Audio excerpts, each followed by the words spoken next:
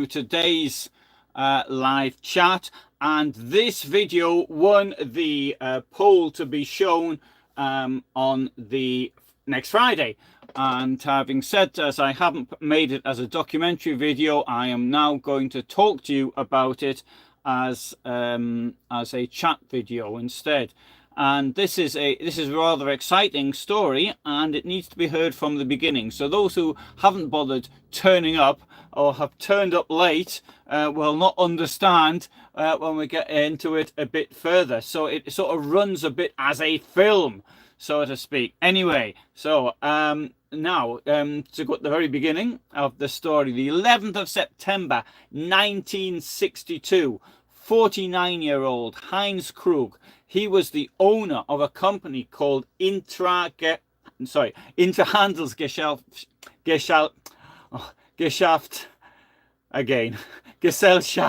MBH Limited. He disappeared. His Mercedes 300 SE, a rather upscale model, was discovered 2 days later, and that car itself was only available to the very, very wealthy. And as far as Mr. Krug was concerned, nothing more was ever heard of him. He disappeared completely. And what the German police said at the time was that they thought that he had been kidnapped by the Egyptian Secret Service. Now, Krug was a lawyer, but he was also well versed in the export of dual use technology, something which has become quite important to today.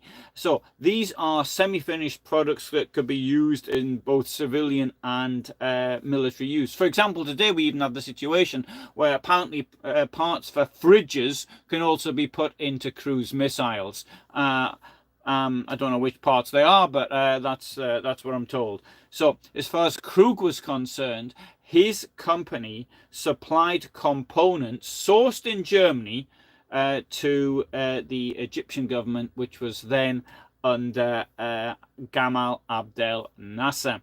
And now the government in Bonn, in West Germany, was well aware that Nasser was attempting to build rockets, and that he had former SS men, people who'd been at places like Peenemünde and Mittelbau-Dora, were actually working for him. The government also knew that these Egyptian rockets were rather similar to the ones which were made in Nazi Germany. And the thing is, though, you've got dual technology, and that is very hard to have it banned. Because it said, well, it could be put in the fridge, for example, if it's something like that.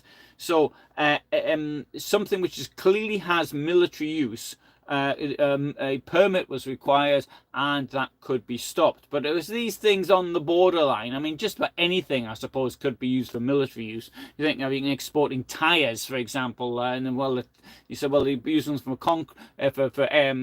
construction equipment, but instead they're actually being used on military vehicles, etc. So there's lots of things like this. Now, so the West German government really felt as though it couldn't do anything to stop certain components being exported. The thing is, though, at the time, the West German and the Israeli Secret Service had a very good relationship. Not only that, they used to do training together.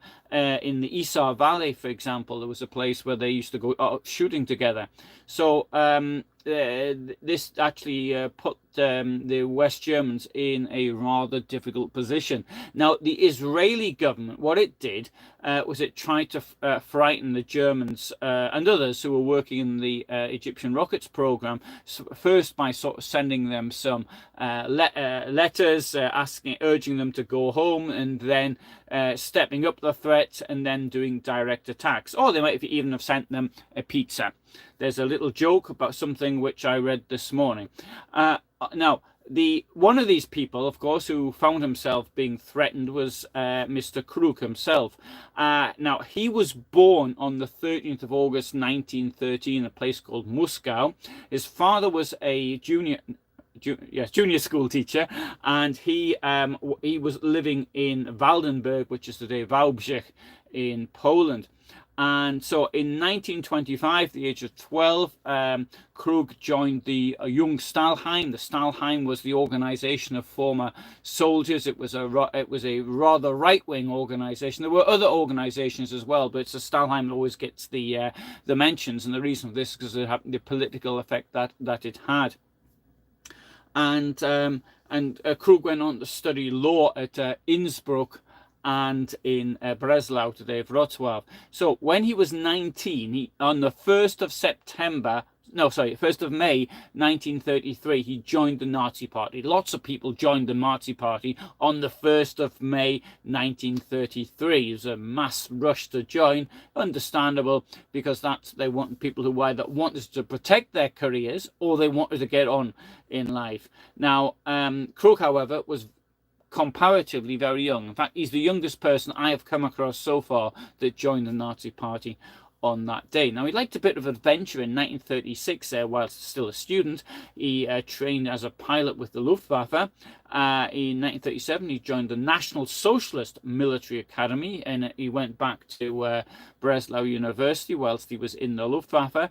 Now, having said that, I mean, today there's lots of things like that. I mean, when I was at university, lots of people went to the Officer Training Corps, for example. So, I mean, I wouldn't suggest that there's anything unusual about that. In 1938, he participated in a competition called the Deutschlandflug, which was a flight around Germany. I'll come on to questions at the end, otherwise they'll just put me off completely. And in 1939, he took part in a Mitteldeutscher Rundflug, so it was a sightseeing tour around Germany. He was also into sailing. There's a person, quite a famous sailor called Friedrich Christiansen, and he went off sailing with him. So you can see he was a bit of an adventurer. So in 1939, he became a non-commissioned officer at the same time as he passed his first legal exams, and he became a judicial trainee. And in 1940, he became a doctor of law from Breslau University. Having said that, there was a war on, so he had to use his skills. He was a flight instructor in 1941-42 in Klagenfurt. And then he was sent to the Peenemünde Army Research Center, and that was controlled by SS Sturmbannführer Wernher von Braun, who later was head of the American space program. And now World War II ended. Von Braun went off to the United States willingly, and he tried to recruit other people to do it. And one of the people he tried to recruit was Krug, but Krug didn't want to go. He chose to stay in his own in Germany. I've just noticed a comment that says here, "This isn't live." Oh, well, maybe I'm dead. Krug got a job with the Allianz Insurance Company. After the war, 12th December 1946, like many people, he got married, and they had 2 children, both of whom I think are still alive, Beata and Kai. And now in 1958, he became the managing director of a company in Stuttgart, which was called, or translated, it's the Research Institute for Jet Propulsion Physics. And he took over from somebody called Eugen Senger, who had previously been recruited by NASA to work in Egypt, but after just 2 months, at the request of the German Federal Ministry of Transport, he stopped giving lectures in Egypt. So now Sanger, like Krug, had experience in the rocket program, although Krug had been at Peenemünde and Sanger had been at a place called Trauen, which is not so well known. After the war, he'd gone to France, he returned to Germany, and he set up this Stuttgart company. So it was whilst he was at the Research Institute for Jet Propulsion Physics, that Krug got involved with the Egyptian rocket program, which supplied materials and technology. And so his company was registered in Stuttgart on the 14th of July 1960. And at the same time, Krug, being quite a good businessman, he also headed the Munich office of the United Arab Airlines. So that is the victim. That's the person who disappeared. Now we'll come on to the star of the show, which is Otto Skorzeny. I say star, he's going to actually doesn't really appear in this, doesn't appear too much in this story. Now, Otto Skorzeny, he was born in Vienna, but his name comes from a Polish hamlet to the southeast of Gniezno, and it's called Skorzeny. And now, you may have seen my video on Eric von den Bach-Zalewski, who tried to hide his name by becoming Eric von den Bach, although he probably spoke Polish or Kashubian at home with his parents. So anyway, but it's a case that Otto Skorzeny didn't try and hide his background. He seemed to be, it didn't bother him at all.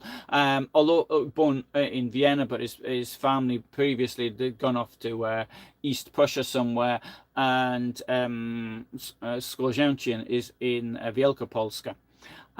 So Skorzeny had this reputation as being the most dangerous man in Europe. I think that was either a film or a book or something like that. His commando raids are the stuff of legend, above all that of Mussolini in 1943.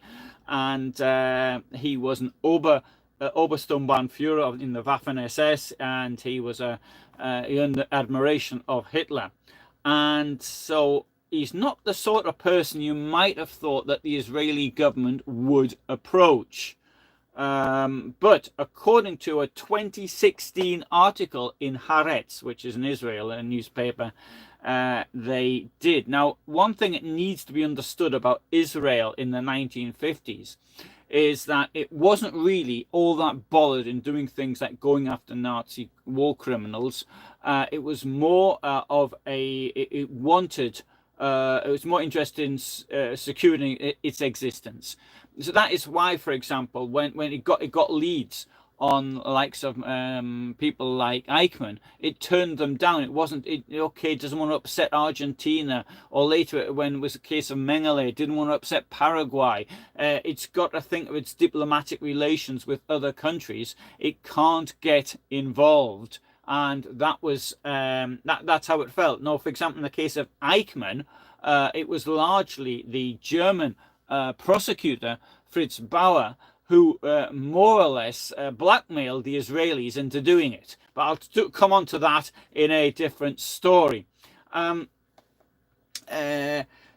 why would the Israelis be interested in Skorzeny? Well, again, it's real politic. I think that's how it's put in English.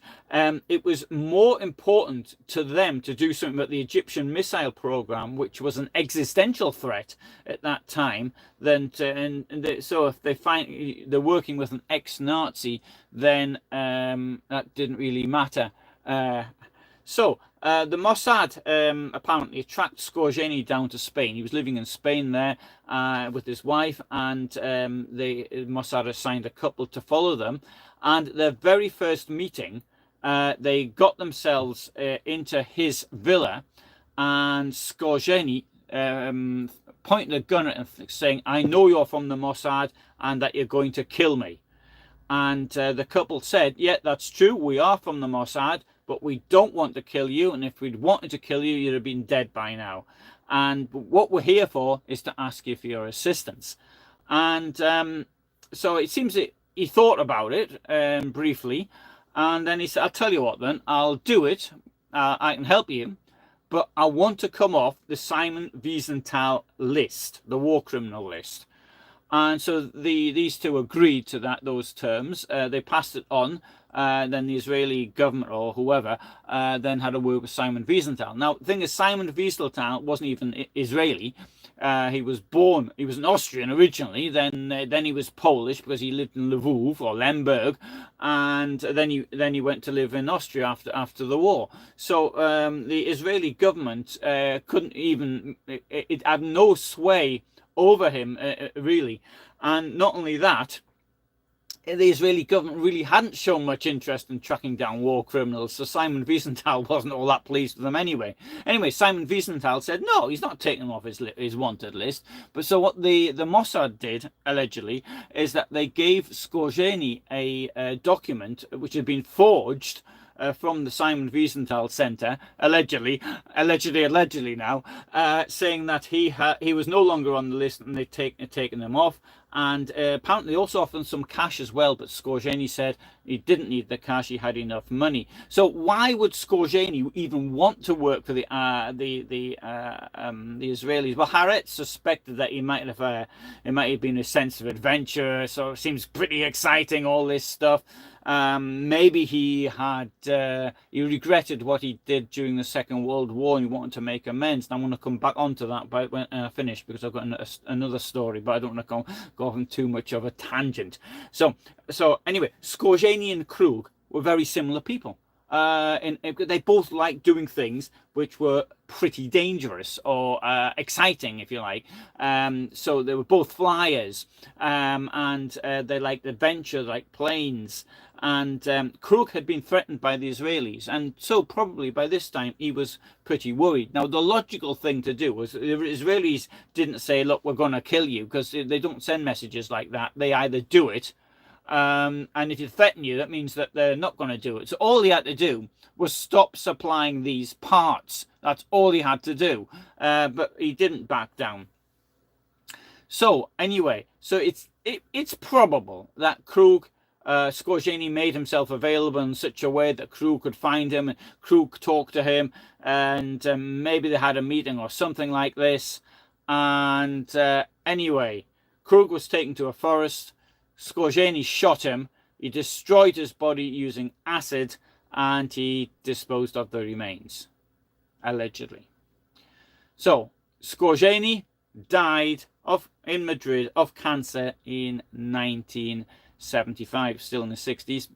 And again, allegedly, his Israeli commanding officer appeared anonymously at his funeral, while his old comrades were around there giving their Elon Musk salutes around his grave.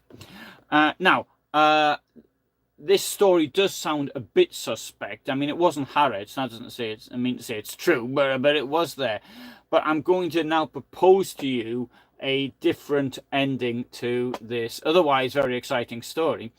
In 2018, there's a book was published called The Shadow Wars by an Israeli journalist called Ronen Bergman.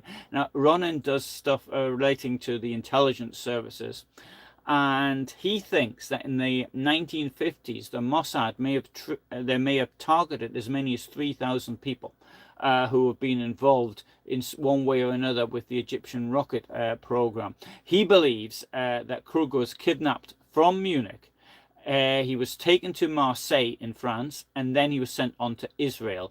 His interrogation in Israel lasted until the end of 1962.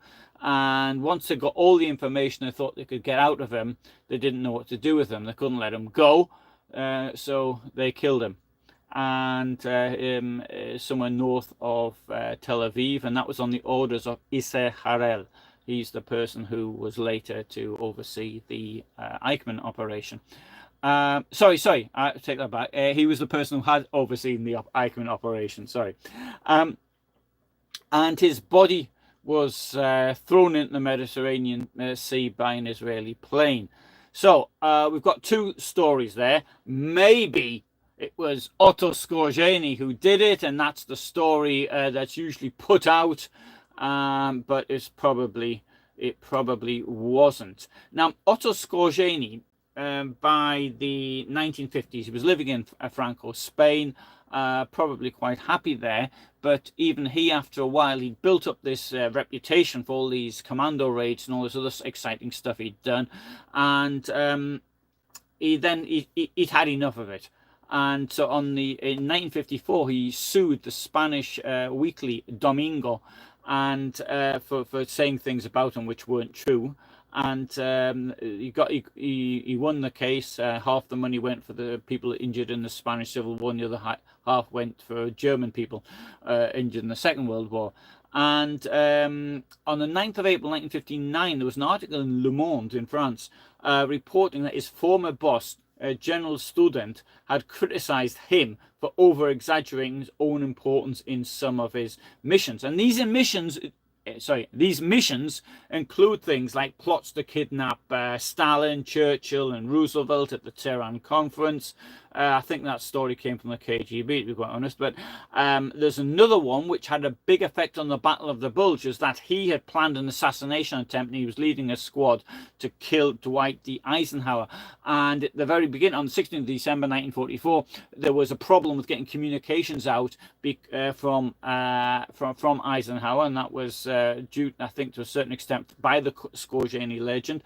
After the war, it was alleged that, or rumored, that Fidel Castro had not only consulted Skorzeny's memoirs, but he's consulted Skorzeny himself. Now, Castro denied this, but it is a fact that Otto Rehmer had the officer who put down the, or large, maybe I'm exaggerating on myself, the officer most associated with putting down the 20th of July attempted coup. He did hire him, and there's no doubt about that. Skorzeny is said to have organized armies in India and in the Congo, and supplied and advised the Algerian FLN and the French OAS at exactly the same time. Apparently, he also was in France looking for the Holy Grail.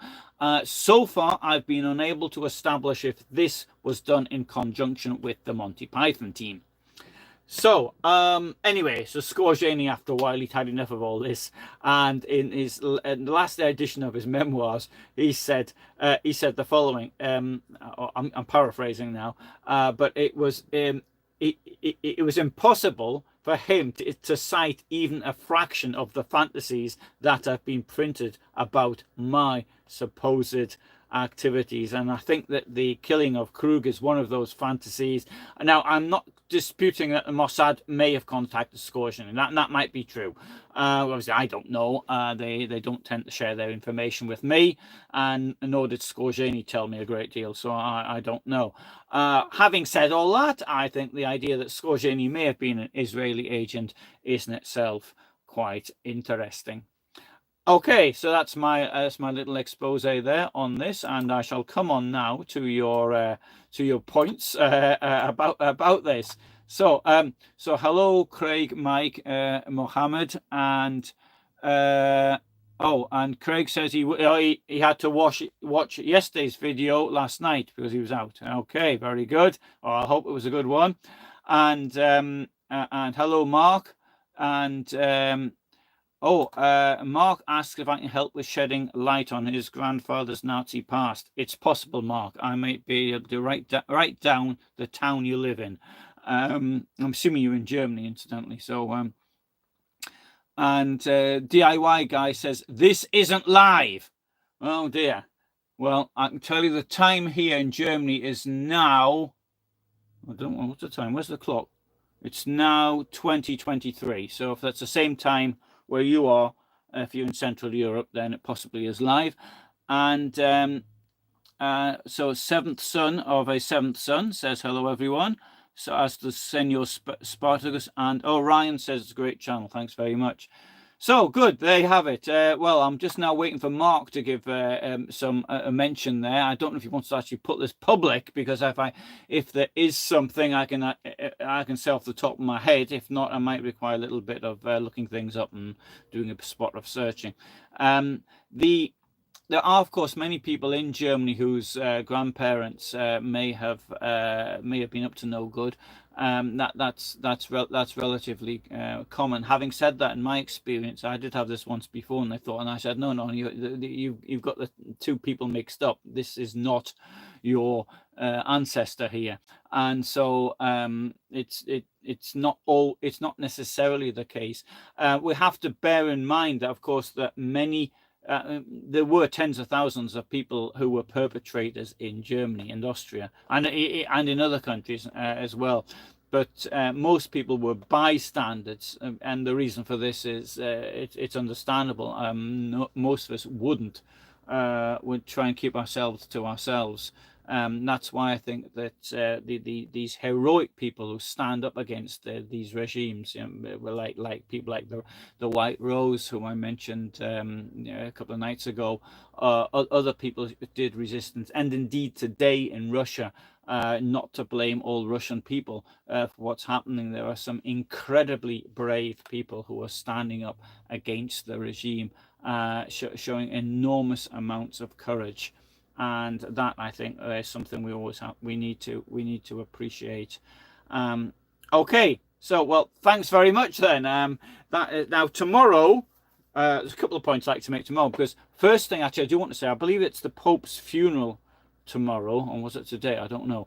But when Pope Francis was chosen, I published a number of things on the Facebook site attacking him for his background in the with the Argentinian dictatorship. Now I believe that Pope Francis, what he's done over the past 12, 13 years, has been absolutely wonderful person, and the messages that he has said and he's given really very positive, and it's like almost as though I've got to take back some of the things I said against him. Admittedly, I was taking lots of information from the people who were opposed to the military dictatorship in Argentina. I was upset by a what do you call it, when a sermon he'd given in Buenos Aires in I think it was in 2012. Actually, it upset me a bit in April 2012. But other than that, I really do appreciate that what he did, and I think I ought to have done I can't do a video on his life, so I don't know anything about it, but much about it. Sorry, but I could have done at least a short video to say. But I just thought I'd say that now. Okay, thank you very much for being here today. Tomorrow I'm going to talk about the Wehrmacht and Baba Yar. That's something which was supposed to have appeared as a video yesterday, but it wasn't ready on time. But I can speak to you off the top of my head, and great. Okay, so thanks for being with me, and bye for now. So bye. Thanks for being here. Thank you. Bye.